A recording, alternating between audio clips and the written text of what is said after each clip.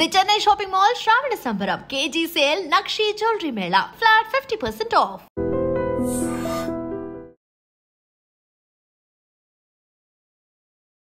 Hi hello namaste welcome to I dream media. నేను మీ శ్రావ్య. చాలామంది ఇన్వెస్ట్ చేయాలి అనుకున్నప్పుడు సిప్స్లో ఇన్వెస్ట్ చేస్తూ ఉంటారు.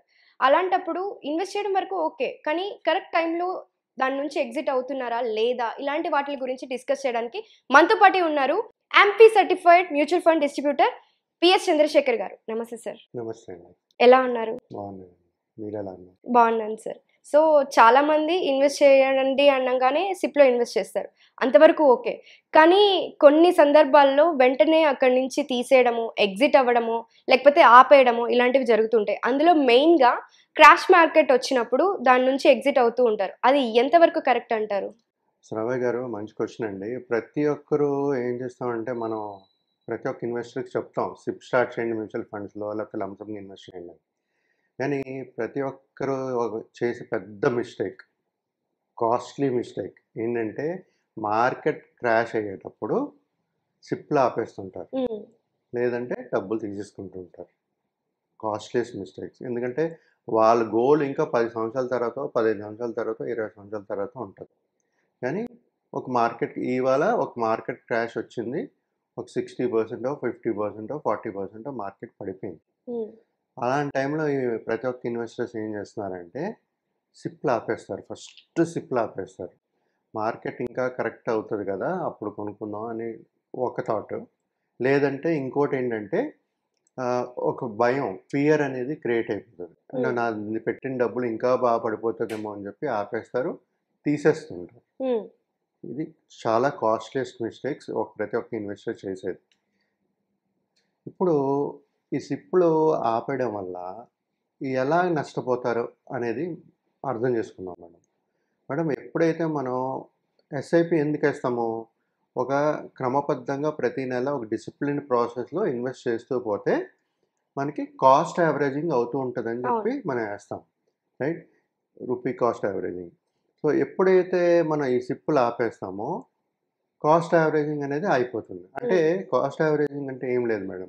ఎప్పుడైతే మన మార్కెట్ క్రాష్ అవుతుందో మనం కొనేటప్పుడు ఎస్ఐపి కానీ కంటిన్యూటీ ఉంటే మనకి నంబర్ ఆఫ్ యూనిట్స్ చాలా ఎక్కువ వస్తాయి. ఎందుకంటే ఎన్ఏవి బాగా తగ్గి ఉంటుంది.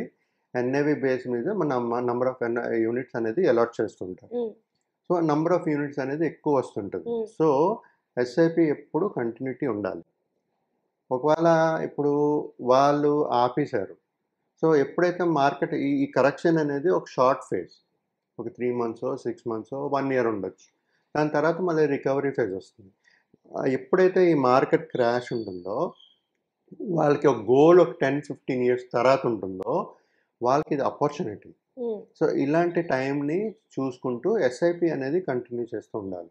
ప్లస్ డబ్బులు ఏదైతే కొంతమంది లంసమ్ చేసి ఇన్వెస్ట్ చేస్తుంటారు, రైట్? అలా వదిలేస్తారు, సిప్ అయ్యారు.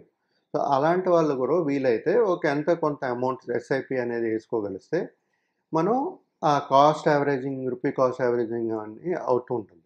సో వాళ్ళకి నంబర్ ఆఫ్ యూనిట్స్ అనేది ఎక్కువ వస్తుంటుంది. మార్కెట్ రికవరీ ఫేజ్లో వాళ్ళు మంచి ప్రాఫిట్స్ అనేది తీయగలుస్తారు. ఇది ఇంకో రీజన్ ఏంటంటే మేడం, ఎప్పుడైతే ఈ సిప్ ఆపేస్తామో పవర్ ఆఫ్ కాంపౌండింగ్ మీద కూడా ఎఫెక్ట్ పడుతుంది. అంతే కదా. అంటే మనం ఫస్ట్ ఎలా సిప్ వేసుకుంటూ వెళ్తుంటేనే మనకు వచ్చిన వడ్డీ మీద మళ్ళీ వడ్డీ పెరుగుతుంటుంది, పవర్ ఆఫ్ కాంపౌండింగ్. సో ఈ సిప్ అనేది లాంగ్ టర్మ్. ఇప్పుడు పవర్ ఆఫ్ కాంపౌండింగ్ కూడా ఎప్పుడు మీకు ఒక సమయం తర్వాతే కనబడుతుంది. సో ఈ సిప్ అనేది కంటిన్యూ చేస్తూ వెళ్ళాలి.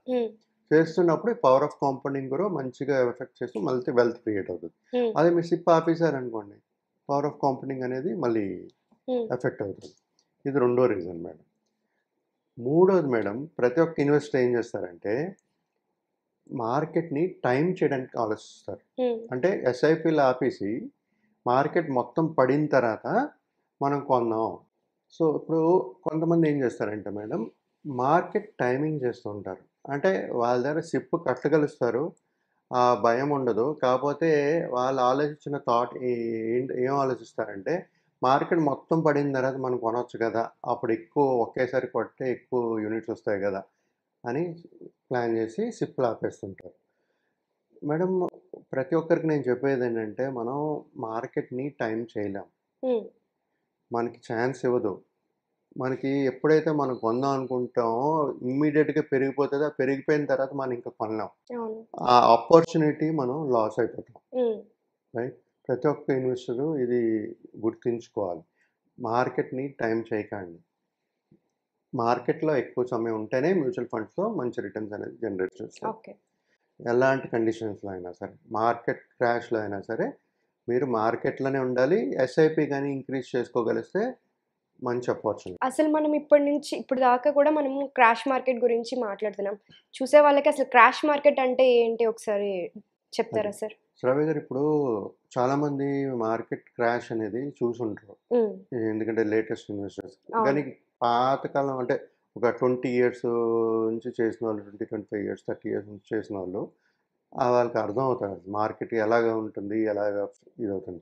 మార్కెట్ అనేది ఏం లేదు. ఎకానమికల్ రిసెషన్ గాని వచ్చినా, లేకపోతే మొన్న కోవిడ్ సినారియోలో ఏదైనా ఒక సిట్యుయేషన్స్ వచ్చేటప్పుడు మార్కెట్ అనేది లేకపోతే కంపెనీస్ పెర్ఫార్మ్ చేయట్లేదు. క్వార్టర్లీ రిజల్ట్స్ చూడలేదు.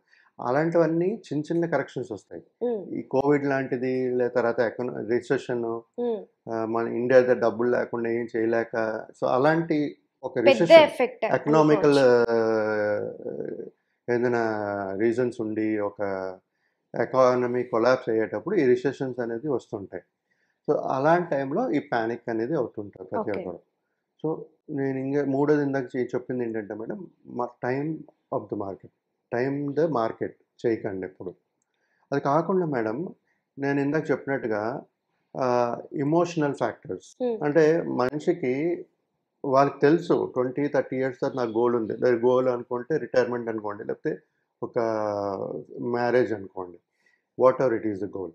అది మనకు ఒక 10, 15, 20 ఇయర్స్ తర్వాత ఉందని తెలిసినప్పుడు ఆ సిట్యుయేషన్స్‌లో మార్కెట్ క్రాష్ సిట్యుయేషన్స్‌లో ఫియర్ వచ్చేస్తది. హ్మ్. టెన్షన్ అయిపోయి ఏం చేస్తుంటారు? ఈ అమ్మడాలు చేసేస్తుంటారు. హ్మ్. కానీ వాళ్ళు ఆలోచించవలసిందేంటంటే, మనం ముందే చెప్తుంటాం ఇన్వెస్ట్ చేసేటప్పుడు. రిస్క్ అపెటైట్ చూసుకుంటూ ఇన్వెస్ట్ చేయండి. మనది లాంగ్ టర్మ్ గోల్.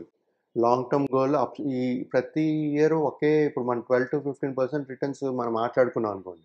అది ప్రతి సంవత్సరం వస్తదని గ్యారంటీ లేదు. అవును. అప్స్ అండ్ డౌన్స్ ఉంటాయి. ఒక సంవత్సరం డౌన్ ఉంటది. ఒక సంవత్సరం అప్ ఉంటుంది.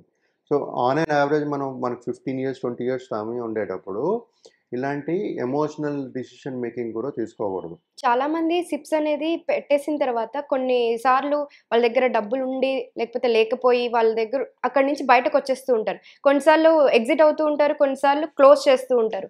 ఇది కరెక్ట్ అంటారా? అంటే ఇప్పుడు క్రాష్ మార్కెట్ గురించి కాకుండా గూడా కొన్ని సిట్యుయేషన్స్ మీరు చెప్పినట్లుగా ఎమోషనల్‌గా కావచ్చు. కొన్ని సిట్యుయేషన్స్‌లో దాని నుంచి బయటకొచ్చేస్తారు. అలా రాకూడదంటారా? ఇప్పుడు శ్రావ్య గారు ఎప్పుడైతే గోల్ మనకి లాంగ్ టర్మ్ ఉందో, ఇవన్నీ పాసింగ్ క్లౌడ్స్ అంటే ఇవాళ వచ్చే ప్రాబ్లమ్ మళ్ళీ రెక్టిఫై అయిపోయి రికవరీ అవుతది. సో, నేను చెప్పేదేంటంటే ఎప్పుడు invested in the market. SIP అవనండి, లంసమ్ అవ్వనండి. ఇన్వెస్టెడ్ ఉండాలి గోల్ లాంగ్ టర్మ్ ఉండేటప్పుడు. షార్ట్ టర్మ్ ఉండేటప్పుడు కూడా మనం ఒకవేళ లాస్‌లో ఉన్నారనుకోండి, మీరు ఉపయోగం లేదు కదా తీసుకుని లాస్‌లో. మీరు రూ. 100 పెడితే మీకు రూ. 40 వచ్చిందని రూ. 60 లాస్‌లో తీసేస్తారా మీరు? లేదు. తీయరు కదా! సో, వెయిట్ చేయాలి. హ్మ్. మ్యూచువల్ ఫండ్స్‌లో ఎప్పుడూ ఒక గోల్ సెట్ చేసుకునేటప్పుడు మన వెల్త్ క్రియేట్ అవ్వలేదనుకోండి, ఇంకా కొంచెం టైమ్ ఎక్స్‌టెన్షన్ చేసుకోవాలి. హ్మ్. వెయిట్ చేయాలి. పేషెంట్‌గా వెయిట్ చేయాలి. ఈ పేషెన్స్, డిసిప్లిన్ అనేది ప్రతి ఒక్కరికి ఉండాలి. హ్మ్. ఓకే. సో, ఇది కాకుండా మేడం ఎప్పుడైతే మనం ఈ ఎమోషనల్ ఫియర్ అనేది క్రియేట్ అయిపోతుంటదో, ఇలాంటి ఎస్ఐపీలు ఆపేయడాలు, తీసేయడాలు చేస్తుంటారు. దానివల్ల వాళ్ళ గోల్ ఏదైతే రిటైర్మెంట్ అవనండి, లేకపోతే మ్యారేజ్ అవనండి, లేకపోతే పిల్లల ఎడ్యుకేషన్ అవనండి ఎఫెక్ట్ అవుతుంది. అవును. రైట్? సో, ఇప్పుడు 10 ఇయర్స్ తర్వాత లేకపోతే 15 ఇయర్స్ తర్వాత నా రిటైర్మెంట్ అనుకోండి. ఆ రిటైర్మెంట్ నాకు ఒక 5,00,00,000 కావాలి. హ్మ్. నేను సిప్పులు ఆపేసాను, లంసమ్ తీసాను. మరి ఆ గోల్ ఏమవుతుంది మీకు? ఆగిపోతుంది మధ్యలో. ఆగిపోతుంది. సో, ఇవన్నీ మైండ్‌లో పెట్టుకుంటూ డెసిషన్స్ అనేవి తీసుకోవాలి. ఎప్పుడైనా మేడం ఈ ఎమోషనల్ సెంటిమెంట్ ప్రతి ఒక్కరూ ఫీల్ అవుతారు. ఇప్పుడు అవును. మీరు ఇన్వెస్ట్ చేసేటప్పుడు ఆ ఫియర్ అనేది మీకొచ్చేస్తది. అవును. అదే మీరు నా త్రూ ఇన్వెస్ట్ చేశారనుకోండి, హ్మ్. నేను ప్రాక్టికల్‌గా ఆలోచిస్తాను. మనసుతో ఆలోచించను నేను. అవును. ఎందుకంటే మీ ఇన్వెస్ట్‌మెంట్స్ మా వెల్త్ క్రియేషన్ ఎప్పుడూ నా వాళ్ళ ఆ! ప్రాబ్లమ్స్ మీకు అవసరం లేదు. ఆ! సో, మీ మీ ఫియరు నేను తీసుకోను నేను. అవును. కాకపోతే మీ వెల్త్ ఎలా క్రియేట్ అవ్వాలనేది చూస్తాను నేను, రైట్?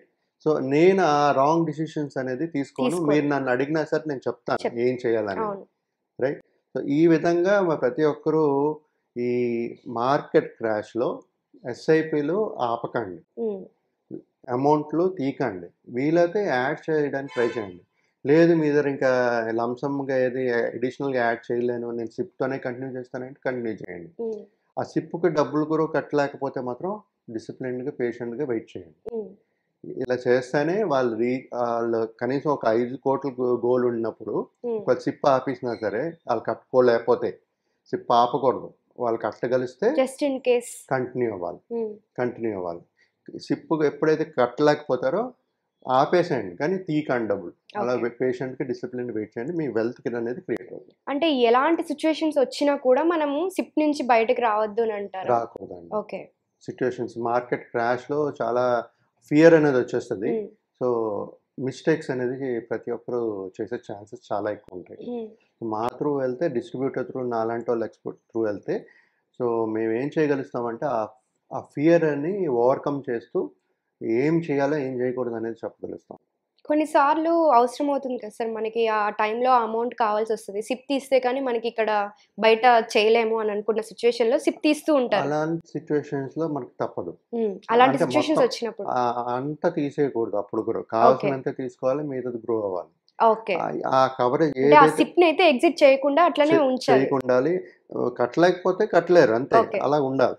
కాకపోతే కొంచెం డబ్బులు కావాలనుకుని తీసుకున్నారనుకోండి, కాకపోతే ఏమవుతుందంటే మేడం, ఆ డబ్బులు కావాల్సినప్పుడు తీసుకునేటప్పుడు మనం గోల్ అనేది రెడ్యూస్ అయిపోతుంటుంది మనకి, రైట్? సో అలాంటి తప్పు మిస్టేక్స్ చేయకూడదు. Okay sir, thank you so much sir. Thank you అండి.